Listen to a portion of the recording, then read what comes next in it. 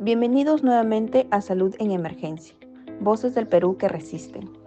Hoy nos acompañan 5 invitados con voces comprometidas y perspectivas diversas sobre lo que está pasando con el sistema de salud en nuestro país. Acompáñanos a conocer quiénes somos. Mi nombre es Angie Rodríguez, estudiante de enfermería y moderadora de este espacio. Creo firmemente que hablar de salud es hablar de derechos y hoy vamos a demostrarlo. Tenemos a Freddy Celis, con mirada crítica desde las cifras, nos hablará sobre la situación general del sistema de salud peruano. Él trae datos duros que revelan la magnitud del problema. Tenemos a Yuriko Rodríguez, lo cual nos llevará a los territorios olvidados del país para mostrar cómo las distancias geográficas también son barreras para el derecho a la salud. Tenemos a Fabricio Herrera, lo cual pondrá sobre la mesa una realidad donde muchas veces es ignorada, la exclusión que enfrentan las personas con discapacidad en los servicios de salud. Tenemos a Camila Silva, que nos invita a hablar de lo que no siempre se ve ni se dice, la salud mental, sus silencios y las brechas de atención emocional en el Perú. Por último, tenemos a Alexandre Chipana. Cerrará con una mirada esperanzadora, iniciativas comunitarias, salud intercultural y propuestas que nacen desde las bases. 6 voces, un solo objetivo, visibilizar las desigualdades y construir juntos una salud más justa, humana y para todos. Ahora, en nuestro país, respecto a la salud, ¿qué está pasando con los hospitales en regiones alejadas? ¿Cómo viven la salud las personas con discapacidad o quienes sufren de ansiedad en silencio? En este episodio analizaremos la situación actual con datos recientes y una mirada crítica y humana. Empecemos por entender el panorama general. Según el Instituto Nacional de Estadística e Informática, INEI, en 2023, más del 25% de los peruanos no tenía acceso a ningún tipo de seguro de salud. Esto quiere decir que 1 de cada 4 ciudadanos vive con la incertidumbre de no saber cómo costeará una atención médica si se enferma o sufre un accidente. En un país que se precia de haber avanzado hacia la cobertura universal en salud, esta cifra no solo es alarmante, es una clara señal de que esa cobertura es aún una promesa incumplida. Pero el problema no termina con el acceso al seguro. Incluso quienes sí cuentan con algún tipo de cobertura muchas veces deben enfrentar otra barrera igualmente crítica, la falta de infraestructura adecuada. El propio Ministerio de Salud reconoció en 2021 que más de 2.000 establecimientos de salud en todo el país se encuentran en situación de infraestructura crítica. ¿Qué significa esto para una madre que vive en Purús, en la región Ucayali, o para un adulto mayor en Huancavelica? Significa que enfermarse puede convertirse en una sentencia. No hay médicos suficientes, no hay equipamiento, no hay medicamentos, y muchas veces tampoco hay cómo llegar. La geografía y la falta de transporte seguro agravan el abandono. Estas cifras y realidades dejan en evidencia una verdad incómoda. El sistema de salud peruano aún no es universal, ni equitativo, ni eficiente. La centralización de los recursos, la falta de planificación a largo plazo y la escasa inversión sostenida en el primer nivel de atención son factores que perpetúan la exclusión y la desigualdad. Hablar de salud como un derecho humano implica garantizar no solo el acceso a un seguro, sino también a servicios de calidad oportunos y cercanos. La brecha en salud en el Perú no se limita únicamente al acceso, es también de manera muy marcada una brecha geográfica. En regiones como Loreto existen comunidades donde para llegar a un centro médico se necesita viajar durante varios días, ya sea por río, a pie o a través de caminos intransitables.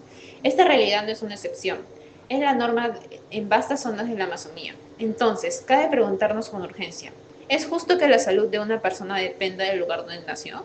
El contraste es brutal. Mientras en Lima un ciudadano puede acceder a un hospital especializado en cuestión de minutos, en la selva alta y baja muchas veces ni siquiera hay un médico general en decenas de kilómetros a la redonda.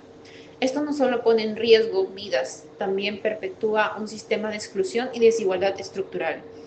Un informe del Banco Mundial publicado en 2020 reveló que en las regiones amazónicas el gasto per cápita en salud es hasta 40% menos que en Lima.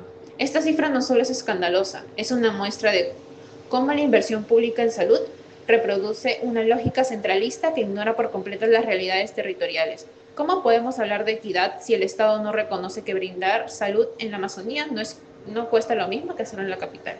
¿Dónde queda el principio de justicia distributiva?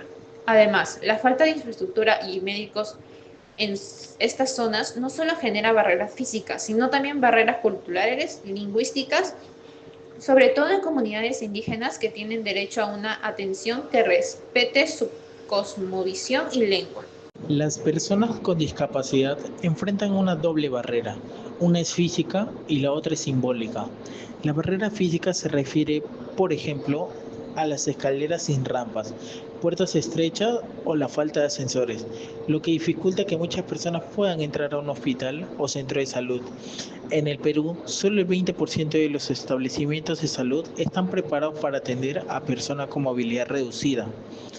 Según datos de CONADIS en 2022, eso quiere decir que 8 de cada 10 centros no están realmente listos para recibir a todos. Pero también existe una barrera simbólica que tiene que ver con la forma en que se comunican los mensajes y cómo se piensa en las personas con discapacidad. Muy pocas veces se toma en cuenta el uso de la lengua de señas, pictogramas o explicaciones simples para personas con discapacidad intelectual o dificultades de comprensión. Las campañas de salud pública suelen estar dirigidas a una mayoría sin considerar la diversidad de necesidades. Esto demuestra que todavía falta mucho para tener una salud realmente inclusiva. Una salud inclusiva es aquella que piensa en todas las personas, sin importar sus capacidades, y se asegura de que todos puedan acceder a la información, a los servicios y a una atención digna.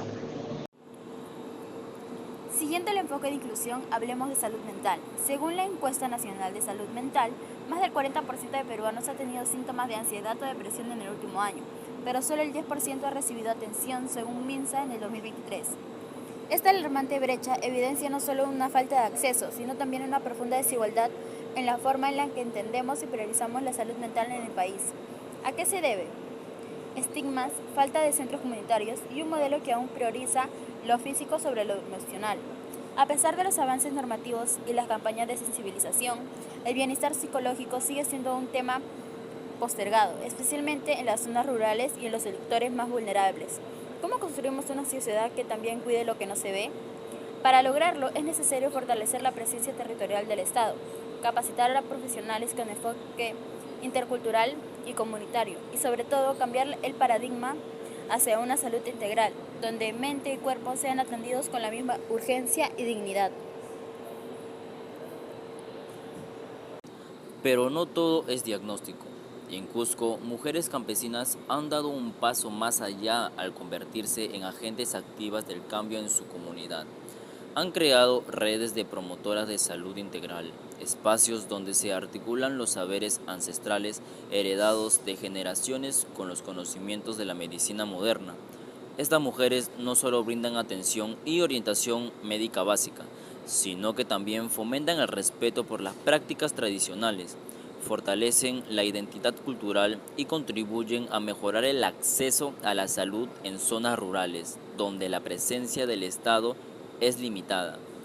Su labor va más allá de lo asistencial, actúan como puentes entre dos mundos de conocimiento, facilitando el diálogo entre la ciencia médica occidental y los sistemas de curación tradicional andinos.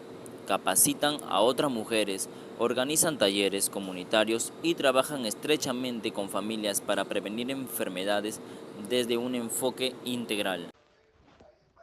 Hoy hemos escuchado datos, voces y propuestas que no siempre tienen espacio en los medios. La salud en el Perú es un derecho que aún está en construcción y necesita de todas y todos para ser realidad. Te dejamos con esta pregunta. ¿Qué puedes hacer tú para que la salud sea un derecho y no un privilegio? Gracias por escucharnos en Salud en Emergencia.